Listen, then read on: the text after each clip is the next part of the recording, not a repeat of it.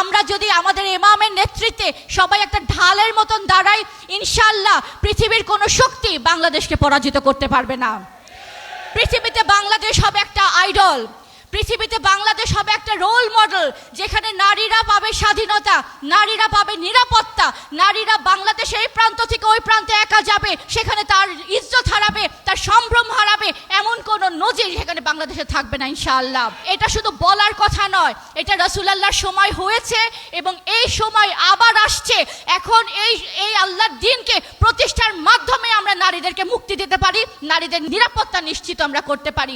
যদি আপনারা চান আগামী প্রজন্মকে একটা উদার, একটা শান্তিপূর্ণ, একটা স্বাধীন, একটা নিরাপদ রাষ্ট্রে রেখে যেতে চান, এখনই হিজবুত তৌহিদের সাথে আপনাদের ঐক্যবদ্ধ হতে হবে। তা না হলে দেশ বাঁচাতে পারবেন না, নিজের ইজ্জত বাঁচাতে পারবেন না, আব্রু পারবেন না, ধর্ম পারবেন না, সংসার পারবেন না, কষ্টে অর্জন করা গাড়ি বাড়ি ধন সম্পদ কিচ্ছু আপনারা রক্ষা করতে পারবেন না। যদি বুঝে থাকেন অতি দ্রুত মাননীয় ইমামের নেতৃত্বে সাড়া দিয়ে ইমামের নেতৃত্বকে মেনে নিয়ে পুরো বাংলাদেশ যত দ্রুত সম্ভব ইমামের নেতৃত্বের আন্ডারে চলে আসেন। রাসূল পাক সাল্লাল্লাহু আলাইহি সাল্লামের যুগে আমরা যদি তাকাই, রাসূলুল্লাহর জীবনের দিকে যদি আমরা তাকাই, আমরা দেখেছি আল্লাহ রাসূল নারীদেরকে আবদ্ধ করে রাখেননি। নারীদেরকে কোনো ফতোয়া দিয়ে, কোনো চোখ রাঙানি দিয়ে তাদেরকে ঘরের চার দেয়ালে আটকে রাখেননি। নারীদেরকে তিনি কথা বলেন নাই যে তুমি এটা করতে পারবা না, তিনি বলেন নাই তোমার যোগ্যতা নাই, তিনি বলেননি তোমার সাহস নাই। বরঞ্চ আমরা দেখেছি রাসূলুল্লাহর যুগে তিনি এমন সুযোগ করে দিয়েছেন যে নারীরা তাদের যোগ্যতা রেখে, তাদের যোগ্যতার বলে তারা আল্লাহ রসুলের সাথে দিন প্রতিষ্ঠার কাজে সহযোগিতা করেছে। রাসূলুল্লাহর জীবনী পড়লে দেখি নারীদের যোগ্যতার বলে আজকে ইতিহাসের পাতায় সামারা বিনতে নাহিক, শেফা রাদিয়াল্লাহু আনহারা ইতিহাসে জায়গা করে নিয়েছেন। তাদের যোগ্যতা ছিল এবং সেই যোগ্যতা প্রকাশ করার একটা জায়গা আল্লাহ রসুল তাদেরকে করে দিয়েছেন। কিছুদিন আগে আমাদের বাংলাদেশে ত্রয়োদশতম নির্বাচন হয়ে গেল। সেই নির্বাচনে 13 কোটি মানুষ ভোটার হিসাবে তালিকাভুক্ত হয়েছিলেন। এর মধ্যে প্রায় 7 কোটি ছিলেন নারী। এই নারীদেরকে প্রত্যেকটা রাজনৈতিক দল এই কথা বলে এই 7 কোটি নারীকে ভোটের লাইনে নিয়ে দাঁড় করিয়েছে। সেখানে সেকুলার দল ছিল, সেখানে ধর্মভিত্তিক রাজনৈতিক দলও ছিল। ভোট নেওয়া শেষ, নারীদের কথা কিন্তু সবাই ভুলে গেছে। আজকে যে আন্দোলনের জনসভায় আপনারা এসেছেন, এটা কোনো রাজনৈতিক দলের জনসভা নয়। এই দল দাঁড়িয়েছে আল্লাহর দ্বীন, আল্লাহর দেওয়া, আল্লাহ প্রদত্ত জীবন বিধান, সিস্টেম অফ লাইফ মানব জীবনে প্রতিষ্ঠা করে সমস্ত অন্যায়কে দূর করে শান্তি প্রতিষ্ঠা করার জন্য। এই জীবন ব্যবস্থা বুঝতে হলে দেশ সম্পর্কে যেমন আপনার জানতে হবে, বহির্বিশ্ব সম্পর্কেও কিন্তু আপনাদের জ্ঞান রাখতে হবে। আপনারা নিশ্চয়ই জানেন, আপনারা ইউটিউবে দেখেছেন, ফেসবুকে দেখেছেন, পত্রিকার পাতায়ও হয়তো পড়েছেন, গত 2 বছর ধরে ফিলিস্তিনে কি ভয়াবহ যুদ্ধ চলেছে। ফিলিস্তিনের উপর যে হামলা করেছে, প্রায় 2 বছর সেই যুদ্ধ চলাকালীন নিহতর মধ্যে 50% বেশি ছিল নারী এবং শিশুরা। কেন? কারণ যখন যুদ্ধ হয় সবচেয়ে বেশি আক্রান্ত হয় নারী এবং শিশুরা। ইরানে চলছে যুদ্ধ। পৃথিবীতে এই মুহূর্তে প্রায় 30 থেকে 45টা দেশে কিন্তু যুদ্ধ চলছে। সবাই বলছে তৃতীয় বিশ্বযুদ্ধ হবে, কিন্তু তৃতীয় বিশ্বযুদ্ধ ইতিমধ্যেই শুরু হয়ে গেছে। যেই দেশগুলোতে চলছে সেটার মধ্যে সবচেয়ে বড় এখন ঘটনা চলছে ইরানে। 2 মাসের ব্যবধানে 500 নারী এবং শিশু সেখানে নিহত হয়েছে। 6000 নারী এবং শিশু সেখানে অলরেডি আহত হয়েছে। এই হচ্ছে আমার বিশ্ব পরিস্থিতি। জ্বালানি সংকট কি সেটা আপনারা জানেন। ইরানের যুদ্ধের কারণে তেল সরবরাহ বন্ধ হয়ে গেছে। এখন যেই দেশগুলো ইরান থেকে তেল নেয় তাদের দেশে জ্বালানি সংকট শুরু, যেটা আপনারা বাংলাদেশেও আমরা দেখতে পাচ্ছি। জ্বালানি সংকট, প্রত্যেকটা খাবারের দাম বেড়ে গেছে, বাসস্থানের দাম, কাপড় চোপড়ের দাম, ওষুধপাতির দাম। অর্থাৎ একটা যুদ্ধ যখন লাগে, সেই দেশ যেভাবে আক্রান্ত হয়, সেই দেশের সাথে যতগুলো দেশ রপ্তানি আমদানিতে যুক্ত থাকে, প্রত্যেকটা প্রত্যেকটা দেশই কিন্তু সেখানে আক্রান্ত হয়। ঠিক আজকে বাংলাদেশও কিন্তু একটা ভয়ঙ্কর পরিস্থিতির মাধ্যমে যাচ্ছে ইরান যুদ্ধের কারণে। এই হচ্ছে আমার বহির্বিশ্বের পরিস্থিতি। একটু বাংলাদেশের দিকে আসেন। গত পরশু যে একটা ঘটনা পুরো ফেসবুককে তোলপাড় করে দিয়েছে, একটা 8 বছরের কন্যা শিশুকে ধর্ষণ করেছে কিছু ছেলে। সেই অভিযুক্ত ছেলেদেরকে মানুষ ধরে নিয়ে তাদেরকে গণপিটুনি দিয়ে শেষ করে দিয়েছে, এবং যারা এই ঘটনাকে তাদের ফেসবুকের টাইমলাইনে শেয়ার করছে তারা বলছে যেই দেশে বিচার হয় না, যেই দেশে একটা ধর্ষকের বিচার হয় না, এখন থেকে মানুষ তাদের হাতে আইন তুলে নিবে এবং এইভাবে ধর্ষকের তারা শাস্তি দিবে। প্রথম আলোর পত্রিকায় জায়গা করে নিয়েছে মানিকগঞ্জের আরেক ঘটনা।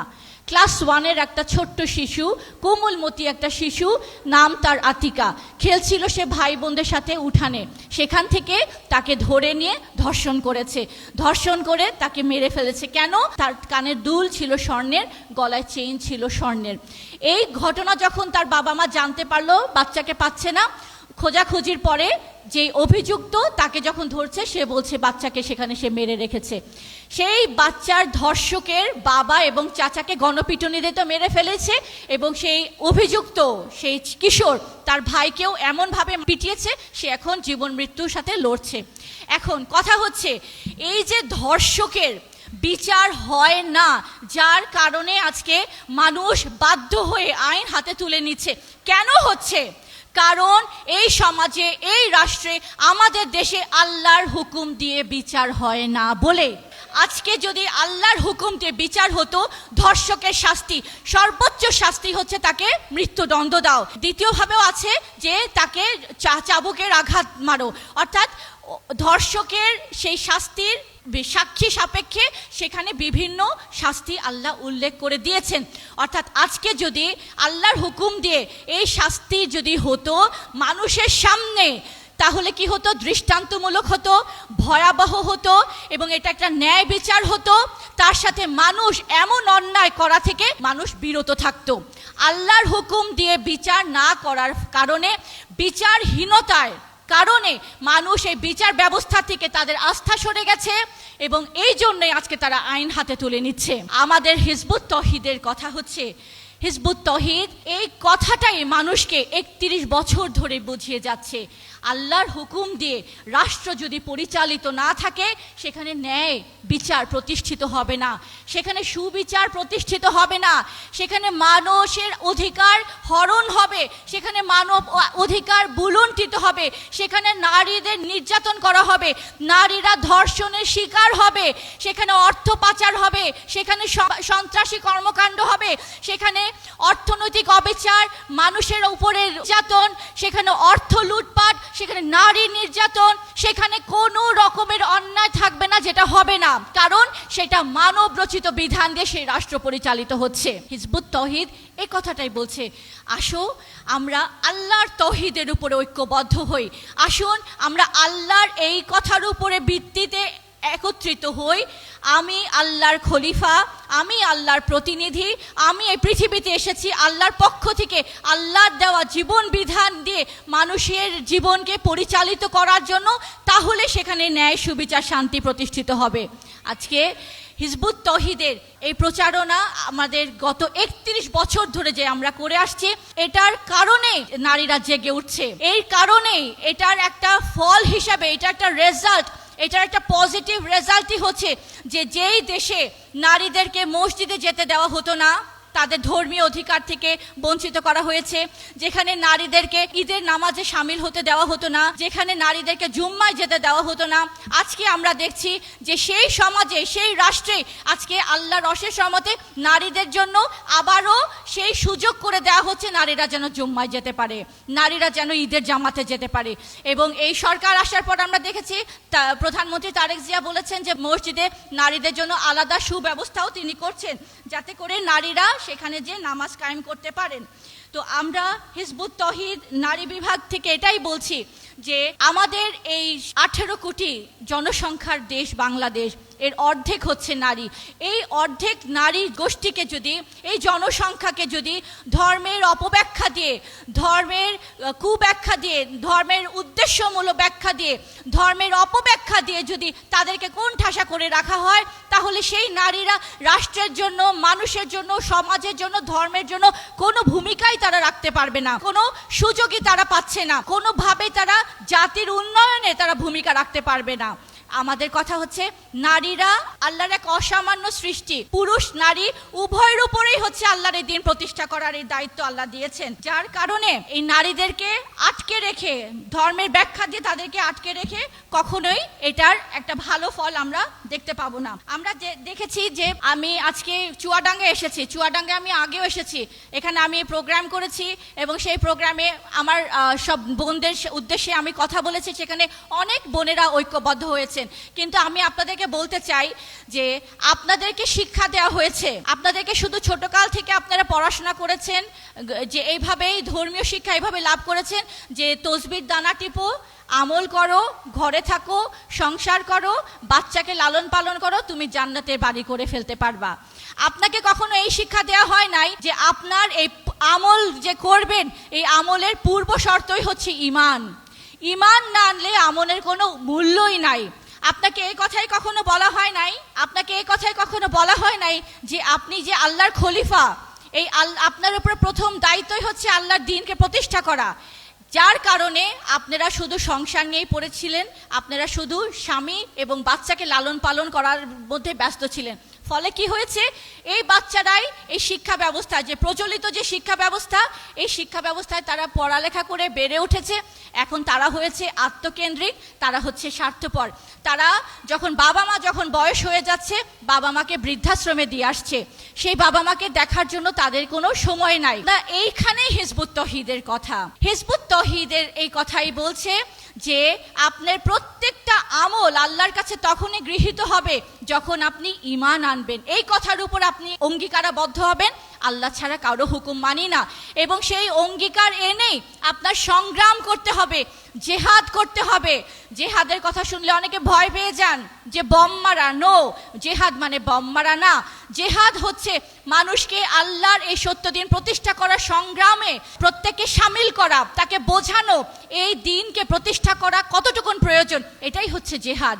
আজকে আমাদের এই অক্লান্ত পরিশ্রমের কারণে আজকে মানুষের মাঝে থেকে ঈমান কি তারা বুঝতে পারছে, সংগ্রাম কিভাবে করবে সেটার একটা লাইন পাচ্ছে, কোন নেতার আনুগত্য করবে সেটাও তারা বুঝতে পারছে, এবং এই সমাজকে পরিবর্তন করা কতটুকু প্রয়োজনীয় সেটার প্রয়োজনীয়তাও তারা বুঝতে পারছে। আপনাদের এখন একটাই কর্তব্য, চুয়াডাঙ্গায় প্রতিটা ঘরে, প্রত্যেকটা উপজেলায় আপনাদের আত্মীয় স্বজন, বন্ধু বান্ধব যারা আছে সবার কাছে এই ঈমানের ডাকটা পৌঁছে দেয়া, তার সবার কাছে এই তাওহীদের ডাকটা পৌঁছে দেয়া, সবাইকে এটাই বোঝানো পৃথিবীতে যে অরাজকতা চলছে, যে অরাজকতা বাংলাদেশের দিকেও ধেয়ে আসছে, সেটাকে রুখতে হলে আল্লাহর দ্বীন প্রতিষ্ঠা করা ছাড়া সম্ভব না।